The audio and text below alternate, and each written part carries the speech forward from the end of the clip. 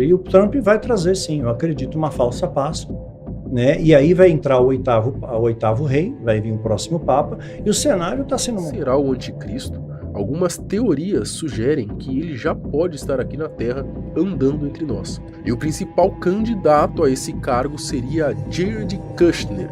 Tem alguns candidatos, né? Você pega, por exemplo, do ponto de vista de controle. Esse Elon Musk, cara, eu fico de olho nele.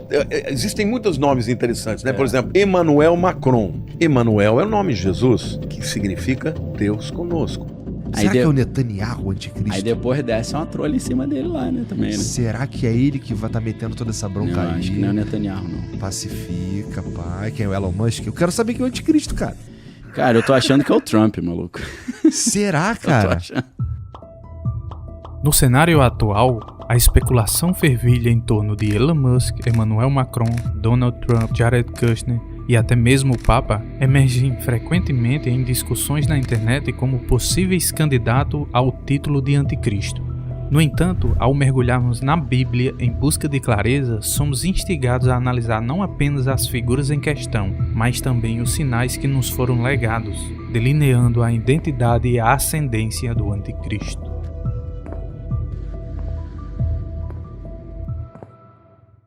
A profecia bíblica, em sua complexidade, delineia padrões e critérios pelos quais podemos discernir a verdadeira origem desse último adversário. Em 2 Tessalonicenses 2, somos apresentados a uma condição primordial para a revelação do anticristo: o afastamento daquele que o detém. Este é um imperativo divino que precede a manifestação plena do iníquo, cujo destino está selado pela intervenção do Senhor Jesus, que o aniquilará com o sopro de sua boca e pela manifestação de sua vinda. À luz do Apocalipse, somos apresentados à visão da besta. João, em sua visão, descreve: Vi emergir do mar uma besta que tinha 10 chifres e 7 cabeças, e sobre os chifres 10 diademas, e sobre as cabeças nomes de blasfêmia. A besta que vi era semelhante a leopardo, com pés como de urso e boca como de leão. E deu-lhe o dragão o seu poder, o seu trono e grande autoridade. Essas imagens enigmáticas nos conduzem a uma reflexão sobre os sonhos de Daniel, cujas visões prenunciam eventos de grande significado escatológico. O leão com asas de águia, o urso com 3 costelas entre os dentes, o leopardo com 4 asas de ave e 4 cabeças, e o quarto animal, terrível e forte, com 10 chifres. Todos esses elementos se entrelaçam em um tecido profético ligado ao sonho da estátua de Nabucodonosor, cujos materiais representam a ordem ascendente dos impérios que precedem a vinda do anticristo: Babilônia, Medos e Persas, Grécia, Roma e um último reino representado nos 10 dedos dos pés da estátua.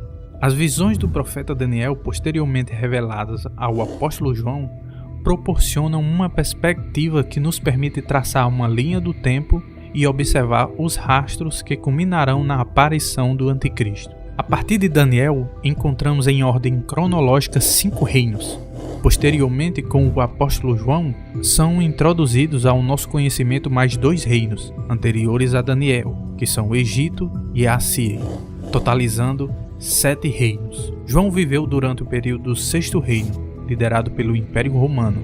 Foi neste tempo que Deus nos induziu a dar um zoom na história para compreender mais sobre a formação do último império a ser estabelecido. O anjo diz a João: a besta que viste era e não é, está para emergir do abismo e caminha para a destruição.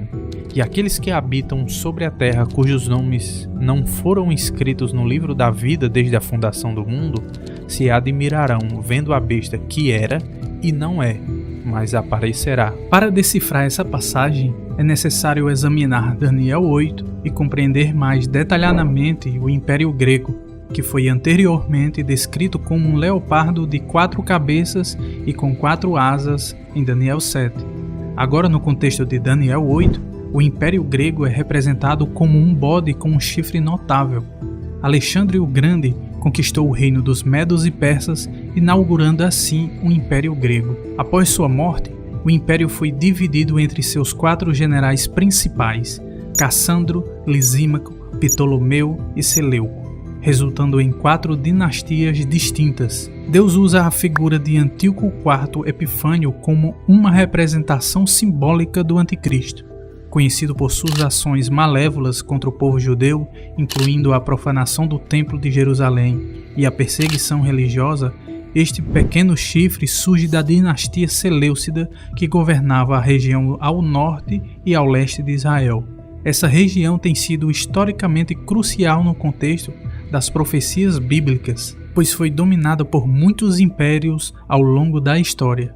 Com exceção do Egito, reinou a Síria, Babilônia, Medos e Persas, Grécia, Roma, o Império Otomano e agora dominada pelos atuais países islâmicos. Então, essa figura do pequeno chifre em Daniel 8 é referida como a besta que era pelo apóstolo João em sua visão, que surge também da mesma região. O anjo enfatiza por 2 vezes que o Império Romano que dominava durante o tempo de João não era, mas que ainda viria a aparecer, fornecendo detalhes precisos sobre sua futura manifestação. Aqui está o sentido que tem sabedoria. As 7 cabeças são 7 montes, nos quais a mulher está sentada. São também 7 reis, dos quais caíram 5, um existe e o outro ainda não chegou, e quando chegar tem de durar pouco. E a besta que era e não é, também é ele, o 8º rei, e procede dos 7, e caminha para a destruição. Os 10 chifres que viste são 10 reis, os quais ainda não receberam o reino, mas recebem autoridade como reis, com a besta durante 1 hora. Têm estes um só pensamento, e oferecem à besta o poder e a autoridade que possuem. Assim como a besta que existiu no passado emergiu de 4 chifres, a besta que está para emergir do abismo surgirá entre os 10 chifres, originando-se da 7ª cabeça da besta. Esse detalhe está conectado à visão macro do 4º animal de Daniel 7, que tinha 10 chifres, e entre os quais surgiu um chifre pequeno. Depois disto, eu continuava olhando nas visões da noite, e eis aqui o 4º animal, terrível, espantoso e sobremodo forte, o qual tinha grandes dentes de ferro. Ele devorava e fazia em pedaços e pisava aos pés o que sobejava. Era diferente de todos os animais que apareceram antes dele, e tinha 10 chifres. Estando eu a observar os chifres, e eis que entre eles subiu outro pequeno, diante do qual 3 dos primeiros chifres foram arrancados, e eis que neste chifre havia olhos como os de homem e uma boca que falava com insolência.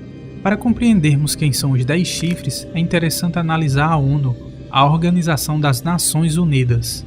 Esta organização foi estabelecida em 24 de outubro de 1945, após o término da Segunda Guerra Mundial, com o objetivo de evitar futuros conflitos e manter a paz.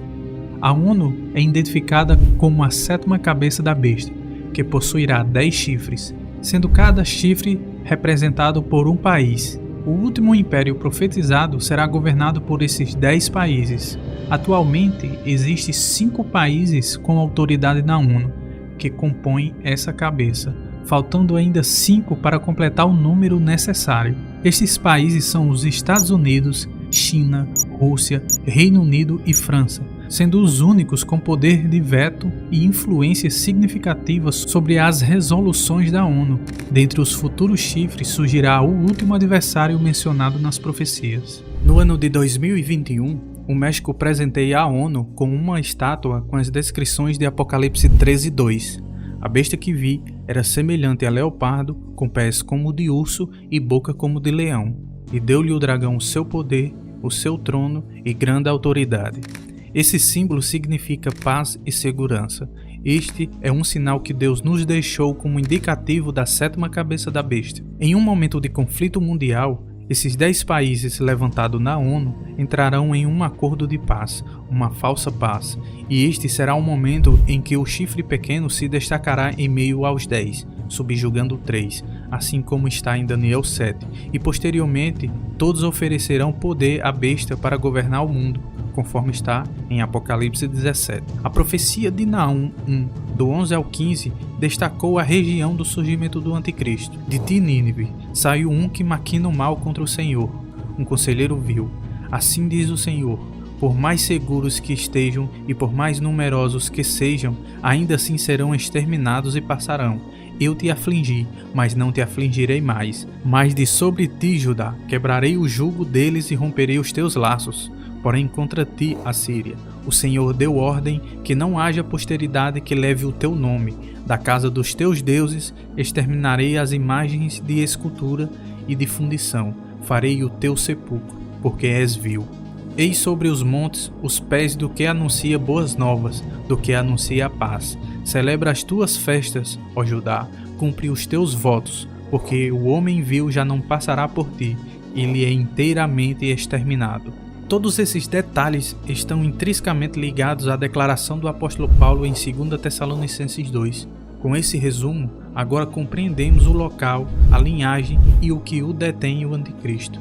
O surgimento dos 10 chifres, seguidos pelo anticristo e posteriormente pela vinda de Jesus, representam os 3 pilares em ordem ascendente na última semana de Daniel, onde nenhum pode preceder o outro. Isso é o que o apóstolo Paulo chama de ocasião própria.